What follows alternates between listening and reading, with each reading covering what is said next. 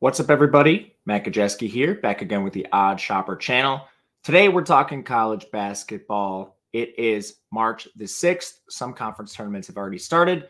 Others are about to as we head into March Madness. As you can see, Google Chrome does not have their act together. With whatever this bug is in the virtual background, I've seen some others on our channel that haven't been able to use their green screens either. I don't know. But before we get started, make sure to hit that thumbs up button, subscribe to the channel, and hit the notification bell so you know when this and all other content goes live. We're brought to you by BetMGM. They have a limited time offer that you could take advantage of right now by just clicking the link in the video description below. What you'll do is make your first deposit of at least $5, turn that around, $5 wager on any team, total, market, whatever it is you'd like to place a wager on. Whether it wins or loses, you are getting $150 in the form of bonus bets. And if you live in North Carolina, this is $200. It's available to all legal states except New York, Puerto Rico, Nevada. If you or someone you know has a gambling problem, please call or text 1-800-GAMBLER. Must be 21 or older to play in most areas. But take advantage of this. I can promise you it will not last forever. And who doesn't want some extra funds in their bankroll as we get into conference tournaments and March Madness? All right. Yesterday's action was pretty fun overall. Wake Forest, they are going to surpass Wisconsin on the banned list. We have two teams on the banned list right now. Wisconsin's been losing so much, and predictably, I think we can safely take them off. So now we have Stanford and Wake Forest. Wake Forest loses on the buzzer beater. They were 13.5-point favorites. They lose outright. I would say I'm excited to never look at a Wake Forest game again, but unfortunately, they're going to be in the NIT, so we might have to at some point. Otherwise, Purdue got it done against Illinois. The Horizon League tournament was fun. Cleveland State wins against IUPUI, and Milwaukee was actually in a really close game against Detroit, which doesn't give me confidence playing Green Bay tomorrow. And then as far as other games we talked about, did not see the Loyola Maryland game against Navy. It looked like they scored 48 points. I don't know what to tell you. St. John's DePaul. Somehow, DePaul scores over 70 points and St. John scores 100 predictably in an absolutely egregious game. We had a lot of closing line value on that one, which is always tough to see. You can't feed your family with that, but it's a signal that you are looking in the right direction at the very least. A lot of big games today. We'll talk about the ones that we don't have actionable plays for at the very end, but we'll start with the Big East. Not necessarily a rivalry game, but we do have bubble implications in this spot. Villanova takes on Seton Hall, and we can find very slight line in this game. You're looking at 2.5s, 3s for the most part. Excuse me, 1s. I have to write down the timestamps for this, which somehow gives me confusion. But anyway, my B. Villanova +1 against Seton Hall at this point. And Villanova's played really well of late. If you just look at their most recent games, they were firmly on the bubble basically because their record was so bad. But now you've gotten Villanova actually playing some pretty good basketball of late. They've jumped all the way up to 24th at KenPom. They've won 5 of their last 6. Their only loss coming to UConn in that span. So not against the best competition you faced. Georgetown twice, Seton Hall, Providence, and Butler in that span. But, I mean, still, you needed these wins. As far as the stylistics go for this game, you have Villanova ahead of Seton Hall really in every single advanced statistical category, offense and defense. They're actually not that far behind Seton Hall in terms of rebounding. It's just really the difference in the offensive glass. Seton Hall is very good in this area. They're 19th, but it's another situation where you're playing with a double-edged sword. Would you rather just make your shots to begin with or need a couple things to go right in a missed shot that you need to then rebound that you need to, again, put back? I usually just take the better shooting teams. That's Nova in this spot, 163 to 235. And this rebounding difference, 132 to 30, is just because Seton Hall attacks the offensive glass. They're 19th. And unfortunately for them, Villanova's 25th on the defensive end. There's not really a big height gap between these teams, 215 to 196. You have the number 1 free throw shooting team in the country in Nova, a team that never turns the ball over. They're 25th in turnovers committed. Seton Hall is horrific with this. They're 291 in turnovers committed. Not that Nova forces a ton of them anyway, but at least micro edges. Yes, it's a game where Seton Hall plays at home, but Villanova catching a point, catching 2 points, depending on where you look. This is something I think we can actionably play. Second up, we go to the SEC. LSU takes on Arkansas. 3.5-point spread in this game. You have one major injury. It's Jalen Cook. He's not going to play in this game. It's a suspension issue, not just the injury he'd previously dealt with. But honestly, Arkansas is at home, yes. I am not buying Arkansas at any point in time. If you tell me you can catch points with an opposing team against Arkansas, I'm basically going to take this blindly. Arkansas continues to be meddlesome with their rotation. We've seen some players return from injury. Jalen Graham has not. He was hurt and then allegedly suspended, stayed home to work on his academics. No idea if he's going to play here.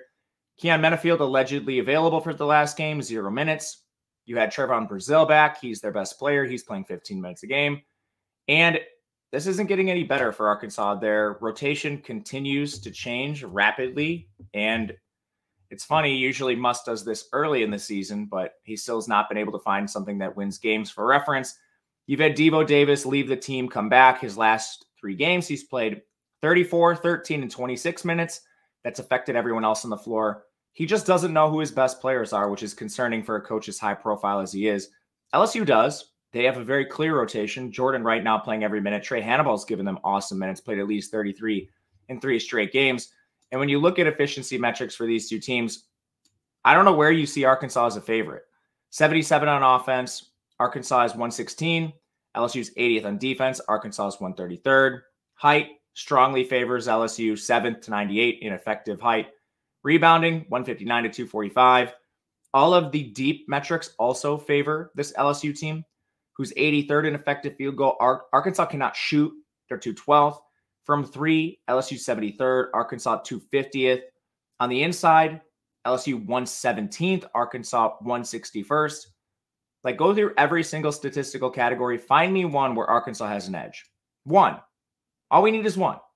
This team fouls constantly. They're 320th in fouls committed. The only thing they do decently is not turn the ball over. Unfortunately, LSU generates a lot of turnovers. So the turnover margin between these teams, you have a team in Arkansas, doesn't turn the ball over, doesn't force turnovers. LSU is the exact opposite. They turn the ball over a lot, but they force a lot of turnovers. Turnover margin's actually pretty even between these two teams. There's no real edges here. Catching LSU as a dog in this spot, even though they're on the road, this one is one I think should be moving the other way, not to 3.5 with the Tigers. All right, we will return to the Big East. Xavier takes on Butler. This is the one I accidentally mentioned in the beginning with the 2.5-point spread, 3 in some spots. It's in favor of Butler, and I think this is one we should be looking at. Xavier's had plenty of problems this year. It largely started in the offseason when they lost their 2 best players because of injury, and it hasn't gotten much better for them. The efficiency metrics are close, but I think you do have edges Butler's direction. They're certainly the better team on offense. And defense, I think, is close enough. When you really dive into these two teams, you have Xavier strong on the inside. That's not where Butler wins. Butler has amazing guard play, and they're pretty good at shooting threes. 96th in three-point percentage. That's where Xavier's really weak on defense. They're outside the top 150 defending that area of the court. Neither team forces a lot of turnovers, so you don't have anything elevating that part of the statistical profile on defense. It's really just Butler exploits the weakness of Xavier's defense, and where Xavier's strong, that's not Butler's priority on offense anyway. Then you look at Xavier, this team, they've been better on defense largely because of that interior, but this team cannot score. 238th in effective field goal percentage, 257th in scoring on the interior, 153rd from 3. Butler's not great at defending the interior, but Xavier just flat out can't score down here.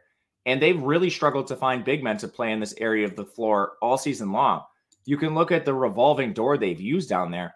Abu Usman's been effectively benched. You had Sasa Siani miss their last game, which is presumably an injury.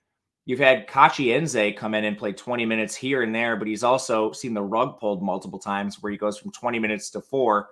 He's a 6'8 freshman. I don't know what that's going to look like inside. Not to mention, I think the interior for Butler's played better. You have Andre Screen, Jalen Thomas. Those are big bodies at the very least, 7'1" and 6'10". What they lack, I guess, in effectiveness, they can just make up for with their bodies. You do have some foul issues with both of them, especially Screen. He's at 6 fouls per 40 minutes. So it's just nice to have the both of them. But most of that interior comes from Jameel Telford anyway, who's 6'7". So anyway, all this to say, not expecting drastic advantages inside for either team, where they both play pretty weak basketball overall. So the -3, you've got home court. You have the drastic advantage in the guard room for Butler over Xavier. We'll back the Bulldogs at the -2.5, -3 in this spot. To the SEC again, Mississippi State takes on Texas A&M. This one, slight spread, and it's moving Texas A&M's direction, which is very confusing to me. You can find Mississippi State +2.5, which is a number I like. Shop this, of course, Odd Shopper, the name of this channel. Link is below. We'll help you with this. You can sort by your state. You can sort by your individual sports book. You can customize this to your preferences to find the best lines, which makes a big deal to your bottom line at the end of the day. We use a market-based approach to help you find plus EV betting spots across sports, and not just hoops. There's hockey. We have player props, whatever you like, and the Discord's involved too. So now all our experts that use these tools drop their picks in the Discord, give you the analysis, all for one price, $14.95 for a week, $49.95 for a month. No long-term commitments. Check it out. I don't think you'll be disappointed.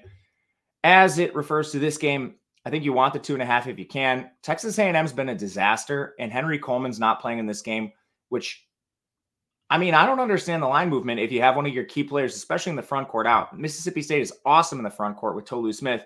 What I largely think the line movement is referring to here, or at least referencing, is Mississippi State's road profile. They've been very bad on the road this year, but as we've known with Nebraska and some other teams, you're only losing on the road till you're not. And when you play a bunch of single-digit games on the road, these are essentially coin flips. But there's this mental block with the general public, seeing teams with bad road records just cannot fathom that this team might actually win a road game, and that a lot of these close games on the road come down to one shot falling here or there, or a missed whistle by a referee. Very, very thin margins. And you've actually seen Mississippi State win 2 road games of late. Believe it or not, they beat Missouri. That's not saying much. But they also beat LSU, who's a very strong team, one I think is a little underrated this year. Anyway, you move to this game, Texas A&M on the road. This is another spot where I just fail to see where A&M has any advantages. Offense, Mississippi State 4 spots ahead. Defense, it's 16th to 60th. Rebounding, both teams play a big lineup. It's 11th to 18th. And A&M has to win through effort. This is another spot where they're first in offensive rebounding, but you have an edge on the defensive side of Mississippi State. And Mississippi State is the far taller team. It's 96th in effective height, whereas A&M is 237th, largely relying on the scrappiness of guards like Tyrese Radford on the interior.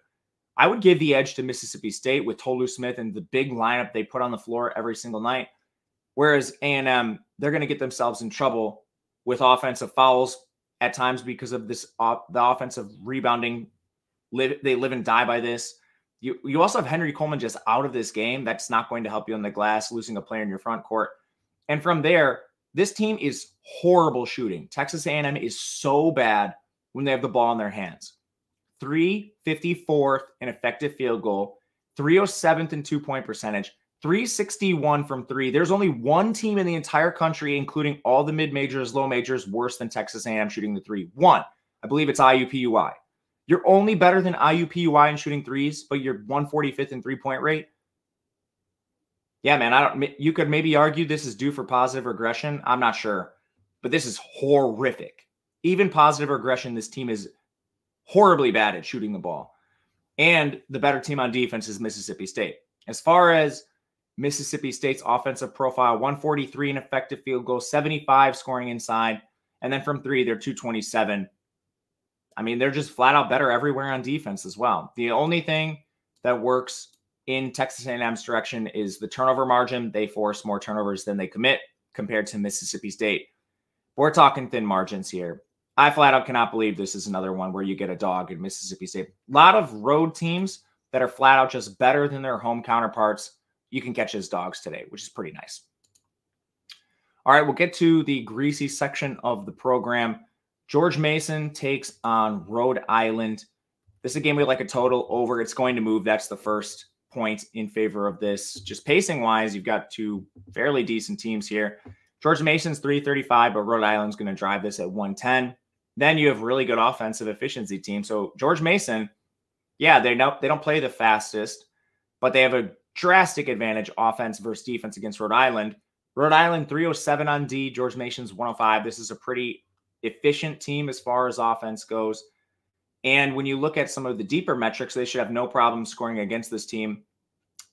George Mason kind of lives through the interior. They're 106 scoring there. Rhode Island's 272. So your biggest strength on offense matches up with the biggest weakness for your opponent. We should see a pretty efficient game out of George Mason. And then on the other side for Rhode Island, this team is 118th on offense. You face a much better defense than George Mason on the other side, but they also exploit the weakness of the George Mason defense. Rhode Island's 53rd in three-point percentage. George Mason is 273 defending the three. So you have both offensive strengths matching up with the offensive or the defensive weakness for their counterpart, and pacing should be decent as long as Rhode Island can control some of this. Next up, Southern Indiana takes on Tennessee State. You can find threes. I'm even fine with 3.5 if this is the number that pops for Tennessee State. This team is just vastly better than Southern Indiana. Every single efficiency metric works in their favor outside of rebounding. But when you look at stuff like effective height, this neutralizes a little bit.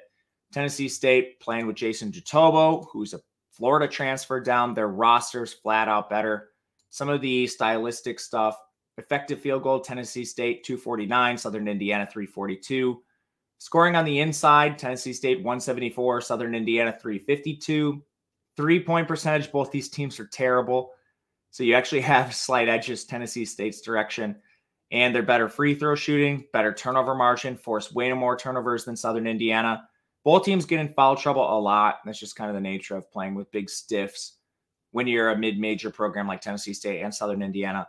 But a lot of edges here. The vast gap in terms of talent is Tennessee State's direction. So we will back them. Last one up, mid-major galore. Fairleigh Dickinson plays Moyne. We've backed Moyne to little success, but I'll go back to them here. They have a lot of advantages, and this line's going to move. Moyne -3 is the value right now if you can grab it. Better team than Fairleigh Dickinson in every area. Offense, 281 to 324. Defense, 292 to 322. Effective field goal, they're 100 spots better. It's 199 to 299. Rebounding, this one's close, 303 to 327. But Moyne actually has a effective height edge, which is funny because these teams are both like bottom 30. Moyne is 345. Fairleigh Dickinson's 352. Both play with tiny lineups. Turnover margin's pretty even for these two teams.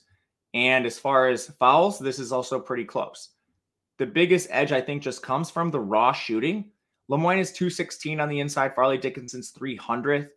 And then from three, Moyne is 168 to Fairleigh Dickinson 273.